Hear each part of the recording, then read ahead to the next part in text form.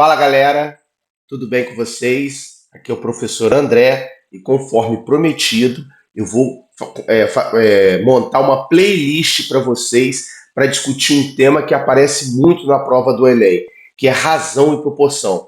Eu posso dizer para vocês que as questões envolvendo razão e proporção, na parte de matemática e suas tecnologias, é o conteúdo que mais aparece nas provas do Enem.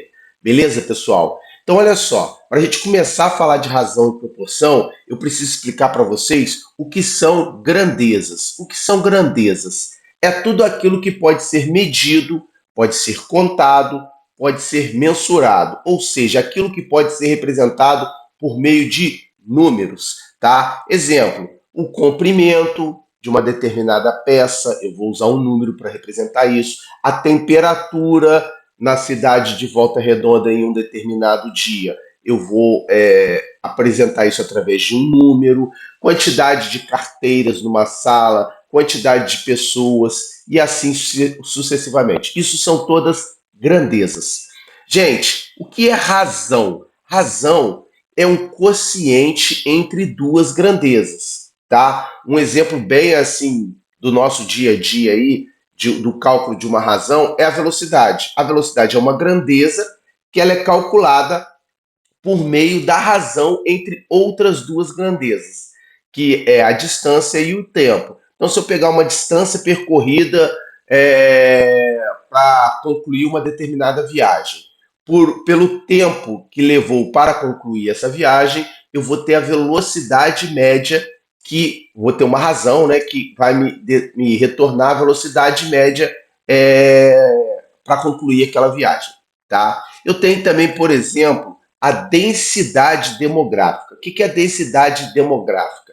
É a população de um determinado local dividido pela sua área, ou seja, pela medida de superfície. Então vamos supor nesse cômodo que eu estou aqui, tá? Se tem só eu aqui e esse cômodo tem 8 metros quadrados, eu digo que aqui tem uma pessoa por, aí bota o traço de fração, 8 metros quadrados. Então aqui tem uma pessoa, estou bem folgado aqui, eu estou bem espaçado aqui. Então, quanto menor for o valor da densidade demográfica, que o espaço está bem tranquilo, a pessoa pode caminhar aqui. Agora imagine que tem 16 pessoas nesse cômodo aqui. Se tem 16 pessoas e ele tem 8 metros quadrados, a razão seria 16 por 8, ou seja, daria uma densidade demográfica de 2, né? 16 dividido por 8, 2. Então isso significa que tem duas pessoas para cada metro quadrado aqui nessa sala aqui. Então a sala estaria muito apertada. Então essa é a densidade demográfica. Vou apresentar para vocês alguns exemplos aqui, ó. Uma viagem de 200 quilômetros é realizada por um carro em 4 horas. Qual é a velocidade média desse carro? Gente, para calcular a velocidade média desse carro, eu vou usar a razão velocidade, né? A razão velocidade, vou chamar de V, ela é calculada pela a velocidade média, tá? É a distância percorrida pelo carro no tempo que ele demorou para concluir a viagem, tá? A distância nesse caso aqui foi 200 quilômetros por hora, tá aqui, né? A minha primeira grandeza é distância, isso dividido por 4 horas, que foi o tempo que a pessoa levou para concluir essa viagem. Eu posso deixar assim na forma de fração, tá? Eu posso simplificar ou eu posso simplesmente dividir 200 por 4. Isso vai dar um resultado de 50 quilômetros por hora. Beleza? Então a velocidade média aqui nessa viagem foi de 50 quilômetros por hora. Beleza? Vamos fazer mais um exemplo, gente. Olha só. Num auditório com uma área de 50 metros quadrados, haviam 10 pessoas. Qual é a densidade demográfica desse ambiente naquele instante? Quando eu disse aqui naquele instante, é naquele momento que tinham 10 pessoas lá, né? Então vamos calcular essa densidade demográfica. Vou chamar de D, tá, gente? A densidade demográfica vai ser igual à população, o número de pessoas. Opa, ficou feio esse traço de fração. Vou fazer ele mais bonitinho aqui. Quantidade de pessoas dividido pela medida de superfície. Vou botar S. que é a área, tá? Isso vai ser 10 pessoas dividido por uma área de 50 metros quadrados. Então a gente pode falar que tem se eu simplificar essa fração, né, dividir por 10 em cima e 10 embaixo, essa razão, vai dar uma pessoa, opa, desculpa que esse um ficou feio, uma pessoa, uma pessoa para cada 5 metros quadrados, tá? A unidade dá 1/5, tá? Isso dá, a unidade de medida aqui dá pessoas por metro quadrado. Eu poderia ter também dividido esse 1 pelo 5, colocar em número decimal, isso daria 0,2 pessoas por metro quadrado. Essa seria a densidade demográfica desse auditório aí. E um último exemplo aqui, gente. Olha, para fazer um suco de maracujá, são necessários uma parte de suco concentrado para 7 partes de água. Aquele suquinho líquido que a gente compra na garrafinha, tá? E aqui está sendo perguntado, qual é a razão entre o suco concentrado e a água? Então, olha só, a razão entre, que eu vou chamar de R, entre o suco concentrado e a água, vou colocar aqui, vou chamar o suco concentrado de SC, suco concentrado, e a água, né, vai ser uma parte de suco concentrado para, quantas partes? 7 partes de água, tá? Então, se eu for fazer esse suco aí, daqui a pouco eu vou falar para vocês de proporcionalidade, de forma proporcional, eu tenho que usar, por exemplo, 1 copo de suco e 7 copos de água. Quando fala uma parte, é uma parte de qualquer coisa. Pode ser 1 litro de suco concentrado com 7 litros de água. Então é essa proporção que eu vou utilizar para fazer esse suco. Beleza, pessoal? Essa é a nossa razão aí. Poderia dividir 1 para 7, mas não vou dividir não, vai dar um número decimal que vai ser complicado, que vai dar uma dízima periódica, eu não estou querendo mexer com isso agora não. E, gente, quando a gente fala de razão, automaticamente também vem a ideia de proporção. O que seria uma proporção? É uma igualdade entre razões. Então, é muito comum a gente usar essa ideia de igualdade entre razões para a gente fazer medições proporcionais. Então, vou dar um exemplo aqui para vocês. Ó. Uma viagem de 200 quilômetros por hora é realizada por um carro em 4 horas. É aquele mesmo exemplo que eu usei anteriormente. Noutra viagem de 100 quilômetros, o carro fez em 2 horas. As razões entre a distância e o tempo em ambas as viagens são proporcionais? Vamos ver se são proporcionais, gente. Olha, o que ele quer saber é o seguinte. A primeira viagem foi 200 quilômetros em 4 horas. Então a razão é isso aqui, ó, 200 quilômetros em 4 horas. A outra viagem foi 100 quilômetros em 2 horas. 2 horas.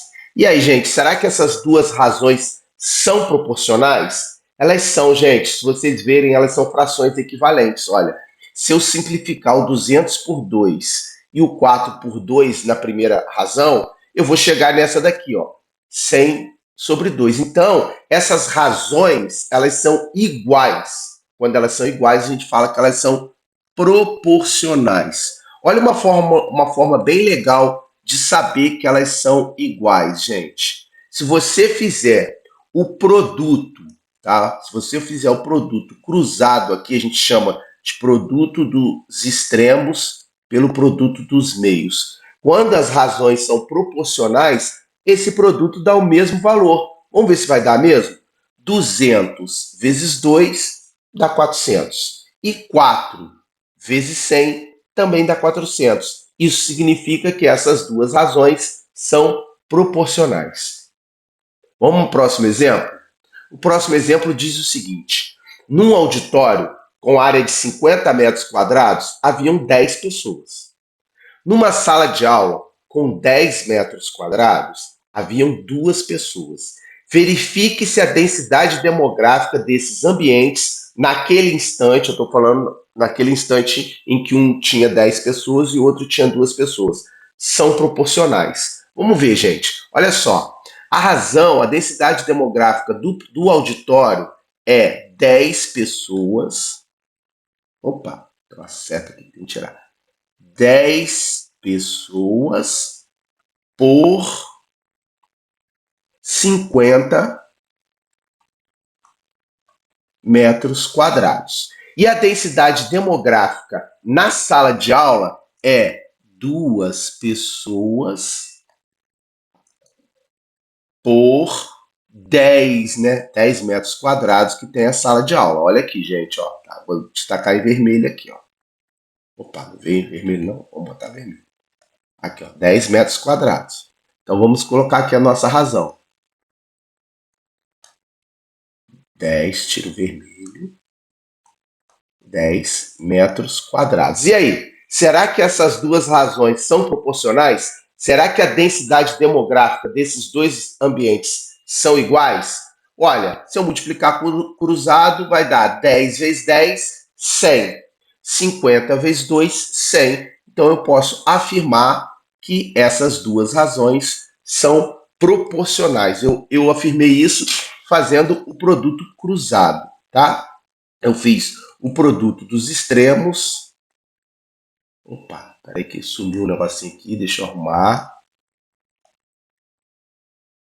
Eu vi que elas são iguais. O que eu fiz? Eu fiz o produto dos extremos pelo produto dos meios para saber que elas são iguais. Eu também poderia simplificar uma das frações e ver que vira a outra, ou eu poderia simplesmente dividir o numerador pelo denominador, gente. Se eu dividir 10 por 50, vocês vão ver que eu vou encontrar 0,2. Se eu dividir 2 por 10, 2 por 10, vocês vão ver que eu também vou encontrar 0,2. Ou seja, essas razões são proporcionais. Tá, gente? Um exemplo de razões que não são proporcionais é essa daqui, por exemplo. Se eu tiver essa daqui, ó. Deixa eu botar aqui no cantinho de azul, para vocês verem uma que não é proporcional. 1/4 com 3/5. Opa, vou botar igual aqui não, porque quando bota igual... Vamos supor que eu quero saber se 1/4 é proporcional com 3/5. Se eu multiplicar cruzado, eu vou ver que não é. Ó. 1 vezes 5, que é o produto dos extremos, dá 5. E 4 vezes 3, que é o produto dos meios, dá 12. Então, essas razões não são proporcionais. Beleza, gente? Daí, dessa ideia de poder multiplicar cruzado, vem uma regra que a gente vai usar muito no Enem. Vai usar muito. Então, aproveitem para usar muito essa regra no Enem, que é a chamada regra de 3. Tá? O que diz a regra de 3? Numa proporção do tipo A está para B, assim como C está para B, D. Então, observem que aqui eu tenho uma proporção, galera. Aqui, ó, eu tenho uma proporção aqui, ó. O A está para B, assim como o C está para D. Se eu conhecer 3 dos valores, vamos supor que eu conheço o A, o B e o D, não sei quem é o C, eu consigo encontrar esse quarto valor usando essa ideia de produto cruzado, essa ideia do produto dos meios pelo produto dos extremos. A gente chama isso de relação fundamental das proporções. Então, até escrevi aqui em vermelho, observem, ó, se A está para B, assim como C está para D, então A vezes D é igual a B vezes C. Então, se eu tenho uma proporção, eu posso pegar os extremos e multiplicar e igualar com o produto dos meios, tá? Os extremos, gente, é o A e o D aqui no caso, tá? Ó, os extremos é o A e o D. E os meios é o B e o C. Então a gente fala que o produto dos extremos é igual ao produto dos meios. Então, gente, vamos lá. Vamos fazer um exercício aí. tá? Eu estou fazendo esses de exemplo e vou acabar esse vídeo, tá? Para vocês já terem uma noção. O próximo vídeo da playlist, eu vou começar a fazer questões do Enem utilizando essas ideias que eu estou mostrando aqui para vocês, tá? Então a gente vai fazendo assim. Eu explico o conceito, pego uma quantidade de exercícios e faço. Talvez eu explique mais um pouquinho do conceito, pego outros exercícios e faço. Quando eu tiver todos os conceitos explicados, aí eu vou ficar só fazendo exercício do Enem com vocês. Então, olha, outro exemplo. Para fazer um suco de maracujá, são necessários uma parte de suco concentrado para 5 partes de água. Isso aqui é outra marca, tá, gente? Aquela marca do exemplo anterior era 1 para 7. Agora, fiz que aquela lá era, sei lá, maguari e essa aqui é da fruta. Então, aí é outro exemplo, outra proporção, outra razão que é para fazer esse suco. Se uma pessoa deseja usar 8 litros de água para fazer o suco, qual deve ser a quantidade de suco concentrado a ser utilizado? Então, aqui, gente, para resolver essa questão, eu vou usar a regra de 3, tá? Como que eu vou usar a regra de 3 aqui? Como é que eu vou usar a regra de 3? Regra de 3. O que eu sei inicialmente? Eu sei que para fazer o suco, eu preciso de uma parte de suco concentrado, está escrito aqui, para 5 partes de água. Então, vou anotar essa razão, tá? Vou anotar aqui, ó. Uma parte de suco concentrado para 5 partes de água. Então, quando eu for fazer a regra de 3, gente, eu vou ter que observar isso. Suco concentrado eu botei em cima e água eu botei embaixo. Então, quando eu for montar a outra razão, que é proporcional, tá? Eu tenho que seguir a mesma ordem. Em cima só entra suco concentrado e embaixo só entra água, tá? Então, eu quero usar 8 litros de água, não é isso? Onde que está aqui o enunciado? Eu quero usar 8 litros de água. Tá aqui, ó, 8 litros de água. Então, se é água, eu vou colocar no denominador dessa fração. Vou colocar aqui embaixo, ó, 8 litros de água. E aí eu fico sem saber quem é o quarto valor. Por isso que eu chamo isso de regra de 3. É aquele de cima ali que eu quero descobrir, o x. Tá? Eu vou multiplicar cruzado, isso vai dar 8 vezes 1 é igual a 5 vezes x. Tá? Ou melhor, né? Vamos facilitar a vida aqui. 5x é igual a 8. Tá? Então, para eu saber a quantidade de suco, basta agora eu passar o 5 dividindo, vai dar x é igual a 8 dividido por 5. Posso calcular na calculadora ou deixar simplesmente 8 quintos, tá? Eu já dividi isso daqui vai dar 1,6 litros de que, gente? De água ou de suco concentrado? O X eu estou descobrindo, ele é suco ou ele é água? É suco, né, gente? Está aqui, ó. O X, ele está no numerador da fração. O numerador é o suco concentrado. Então, vamos lá. O resultado é 1,6 litros de suco concentrado. Gente, observe o seguinte. Observe que quando eu fiz isso daqui, observe o seguinte, quando eu fiz isso daqui, desculpa, gente, eu achei que estava fazendo um barulho ali. Observe que quando eu fiz isso, eu tinha duas perguntas nesse enunciado. Eu tinha qual deve ser a quantidade de suco concentrado, tá aqui, ó. Qual deve ser a quantidade de suco concentrado a ser utilizado, a gente já falou, 1,6 litros, e quantos litros de suco terá depois da mistura realizada. Gente, quantos litros de suco eu vou ter? Eu não vou usar 8 litros de água? Vou anotar aqui de caneta vermelha. Ó. Se eu vou ter 8 de água e 1,6 de suco concentrado, eu vou ficar com um total de 9,6 litros de suco.